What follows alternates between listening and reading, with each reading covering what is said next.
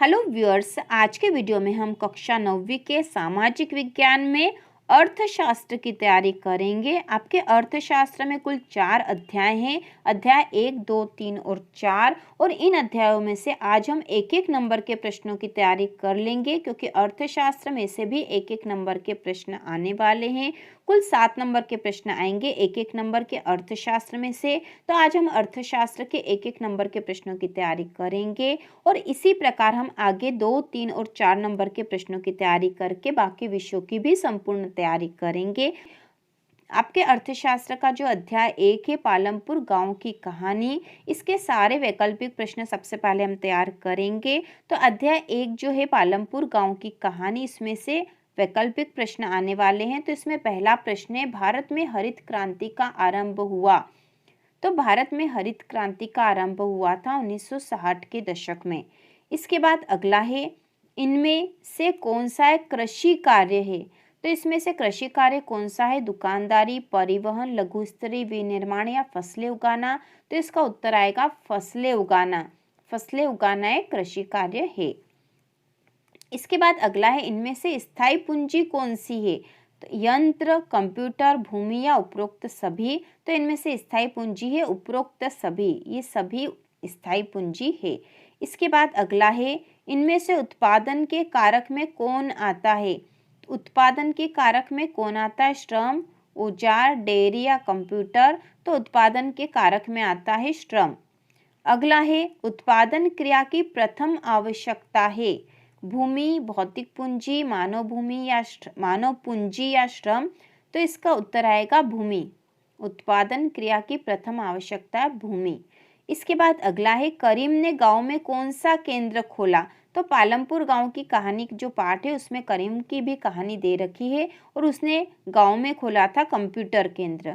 ठीक है, कंप्यूटर केंद्र। अगला प्रश्न, पालमपुर में HYV बीजों से उपज कहाँ तक पहुंच गई। तो HYV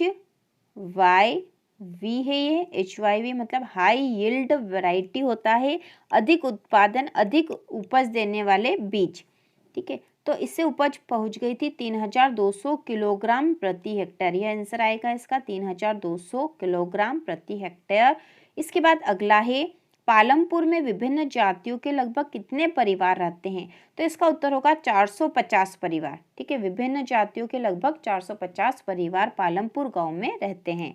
इसके बाद हम देखेंगे अगला प्रश्न। तो अगला प्रश्न है, रिक्त स्थानों की पूर्ति कीजिए। इसमें पहला है, जो अपने परिवार के साथ काम करते हैं उन्हें छोटे किसान कहते हैं।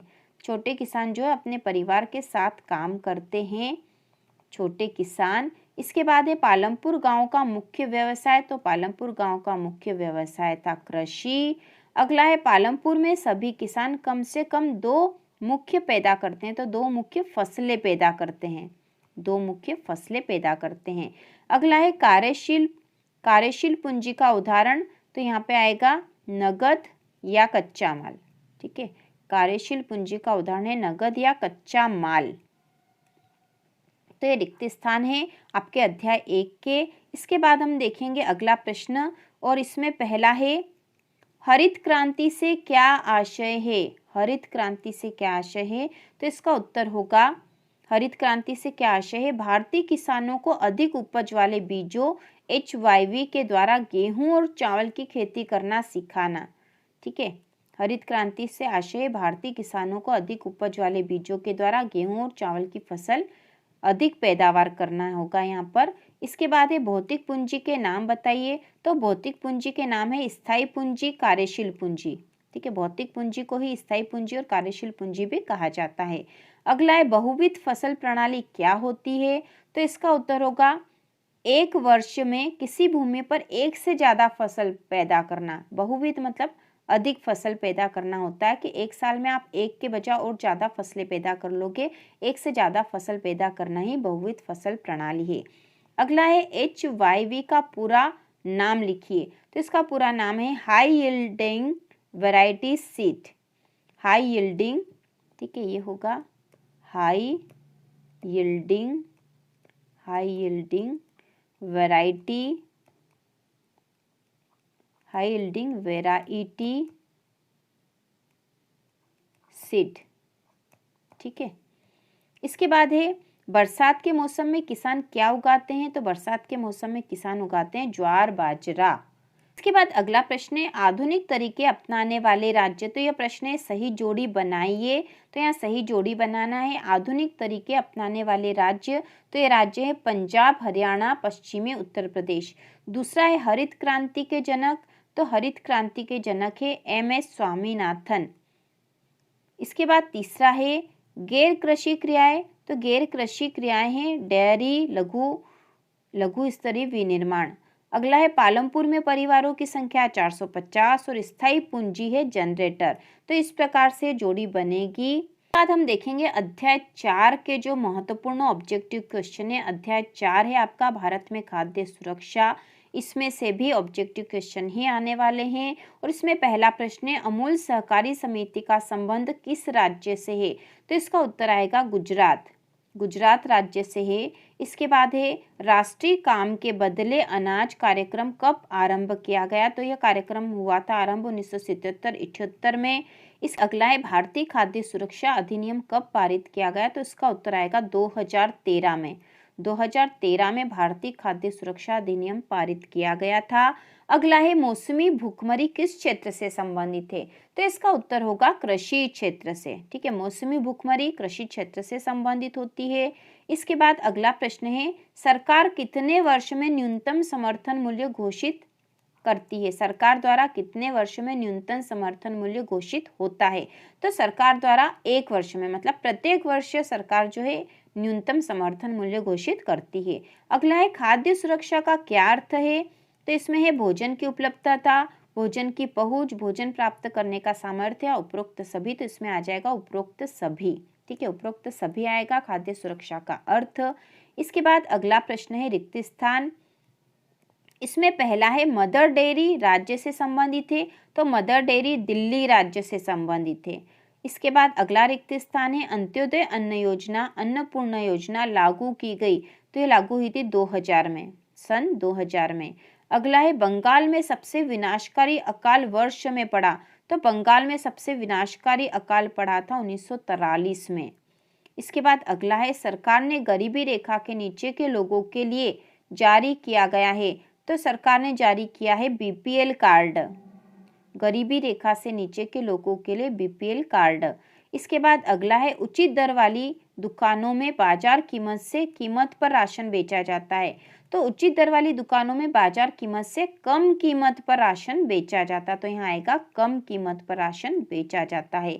इसके बाद हम देखेंगे अगला प्रश्न जो है वह एक शब्द या वाक्य में उत्तर देना है। और इन प्रश्नों की तैयारी के लिए यदि आप इन प्रश्नों को 1 या 2 बार देख लोगे और समझ लोगे तो आपको आसानी से याद रहेंगे।